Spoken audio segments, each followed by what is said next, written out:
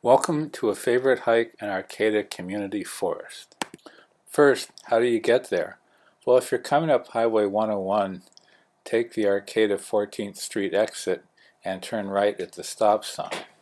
On your left will be Humboldt State University, and as the 14th Street goes up, it goes right into the park, as you can see other traffic along 14th Street.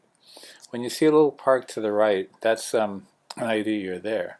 Straight ahead, there's some large trees. Yeah, you're right across from Humboldt State University, which is great for people going to college to have a beautiful forest they can walk in. Now you see that area to the right, that's a trail there, so you don't have to walk on the road that all the cars go on. This is a relatively new, well-maintained trail. You're close to there are houses nearby, and the other road into the park is there, but it really does feel like you're in the woods. It's a nice little place to be. You can hear the water from the creek coming down the hill. There's a nice trail, so it's a very I like it much better than just walking along the road. And there are benches for people to sit on if they want to relax or so.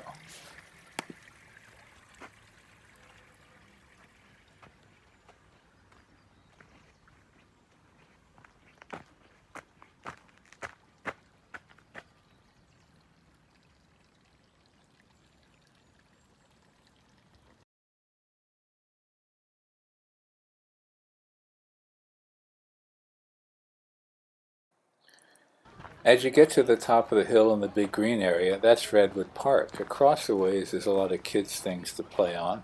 And then right close to where you come up is the parking lot where 14th Street ends, so people can come to either the park or go in the community forest. If you walk up a ways on the trail and to the left, you'll get out of the big grassy area, and then you'll take the trail up into the Redwood Community Forest. And there are lots of trails there. There's miles of trails there. But this is, like I say, a favorite hike that I've taken many times and I keep enjoying. You come up a little ways, there's a bench, and then you sort of go around to the right and follow the trail.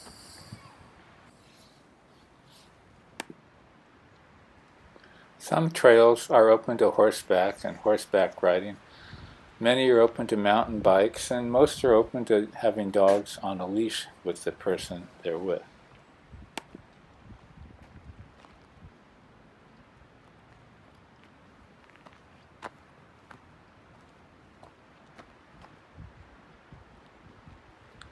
Camping is not allowed in the park, so they close it at sunset. Sometimes people have camped there, it's just sometimes more stuff gets sent up. The road that goes up to 14th Street, they have a gate there they close at sunset, so people won't be moving in and living in the park. After you've walked there a little ways, you sort of stay to the left and make sort of a left turn on the trail instead of going right to another street. And then there is a little bridge here, and above the bridge there will be a fork in the trail also. Usually when I'm going in, I take the left of the fork, and when I'm coming out, I do a loop. I come down, which is the right part of the fork. So I see more area, but I cover this area twice, once on the way up and once down, and the rest of it is like a one-time thing. This is sort of like a hollow log laying there, right near that junction.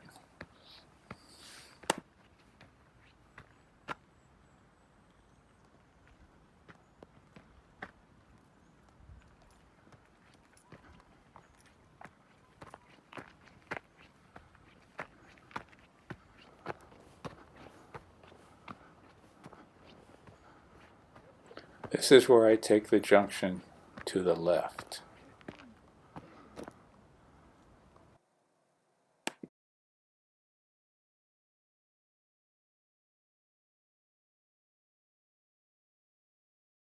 A little further you will see another junction. That little bridge, the second lower one that goes over the creek, will take you back to the parking lot for the park there. If you keep going further, there's a junction to the left will take you back to below the parking lot along the road that goes up towards Redwood Park.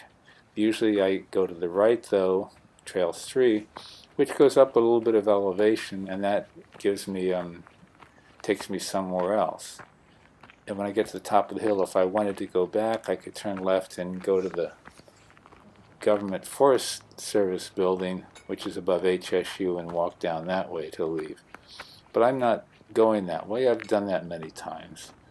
Straight ahead would take you somewhere else. But usually for this trail, I prefer to go to the right, which takes you to a higher elevation, gives you a little more workout.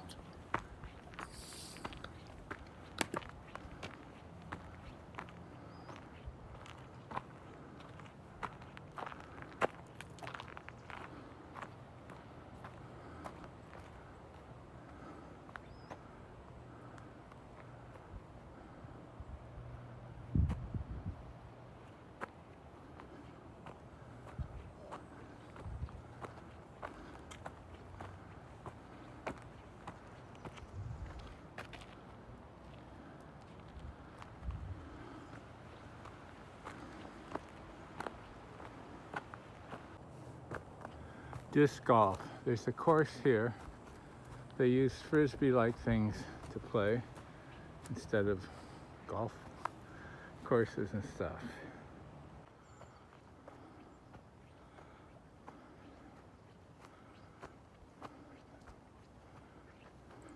This trail starts gradually uphill, then it gets a little steeper as you go. Back at the beginning at 14th Street and 101, you were just a little bit above sea level. At the top where this trail runs into the next turn, you're around 540 feet above sea level, so you get some elevation gain. I mean, nothing really steep, but enough, to get your lungs working and get some oxygen moving.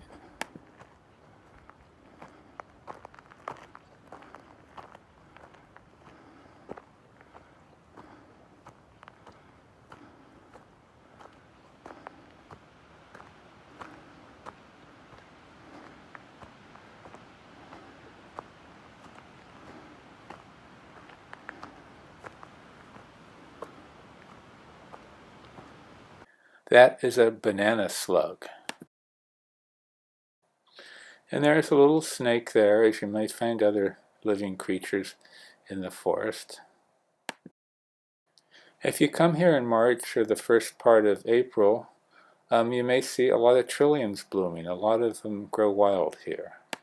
And then if you come in April and much of May, you'll see a lot of wild irises growing. A lot of them grow here also. As you get to the top of the hill, my favorite trail turns right, and I'll be going back that way. But I do a little diversion to the left just to show you other things that are out there if you get more ambitious. There are other views because the trail goes many places. These are the signs that they have showing where you are and what's where, and how you can hook up to other roads to get into the park. It's worth checking out if you have the time and want to see other things. And this tells about the community forest, 2,275 Here we come back to where the trail we came up merges with the bigger trail as we turn right to complete our loop here up here. Then, as I said, you're around 540 feet elevation right at the top of that. And then you gradually start the downhill as you're going that direction.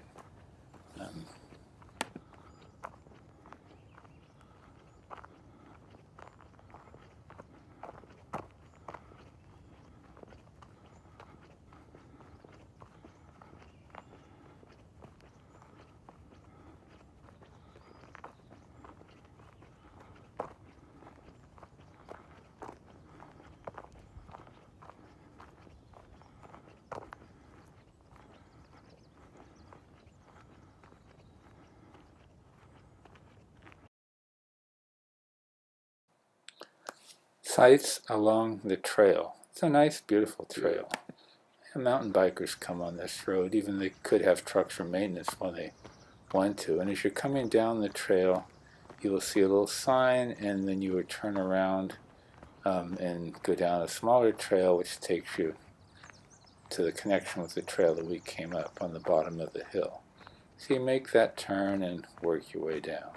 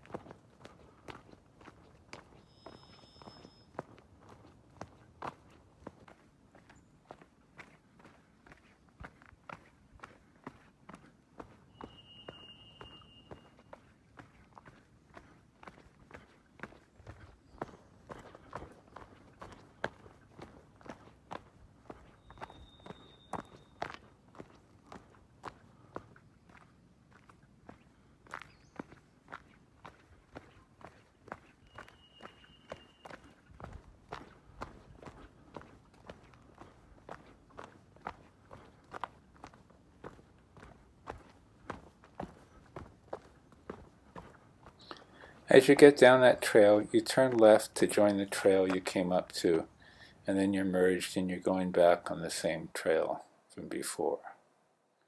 You can get a look at that. It's a nice way back. If you come up the hill again, you pass that same other trail you can, where that goes up to a road, that other side, but you sort of stay towards the right, where there's sort of a bench in a little bit. And then gradually this will take you back to the Redwood Park area that you end up walking through. And here's that bench. It's a nice place to sit.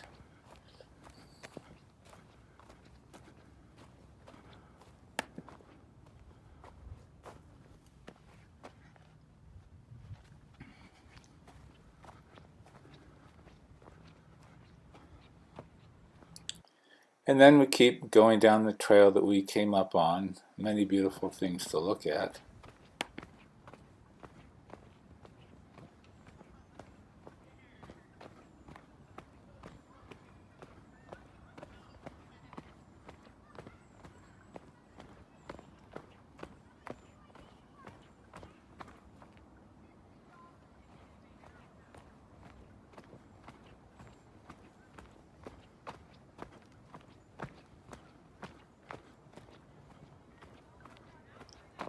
Gradually we get down to a Redwood Park again that we came up through. There's a few different trees and things around there. As you look across the park, there's the kids' play area again, and the building that's often used when they have youth activities. This is a sign and a little plaque about the park.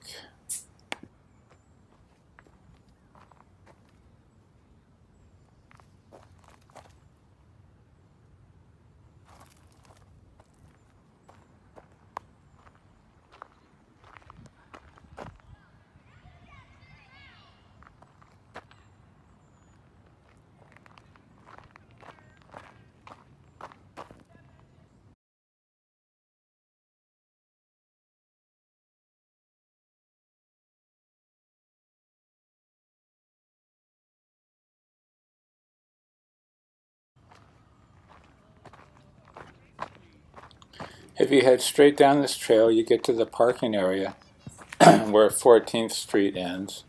But I go a little bit to the left to go towards the trail that I came up, so I don't have to walk up the road. Gradually, as you get across the grass, you will get to the entrance of that trail.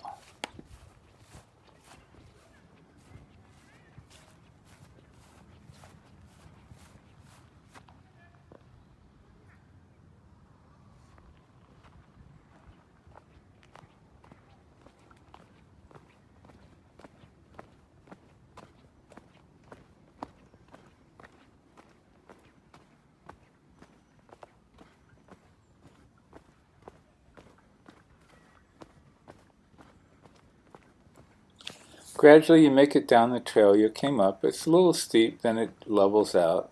I hope you've enjoyed this. Of course, there's a lot of other hikes and ways to go there. This is a good beginning. It's a nice loop. You get some elevation. It's a beautiful setting. And there is water there all year long.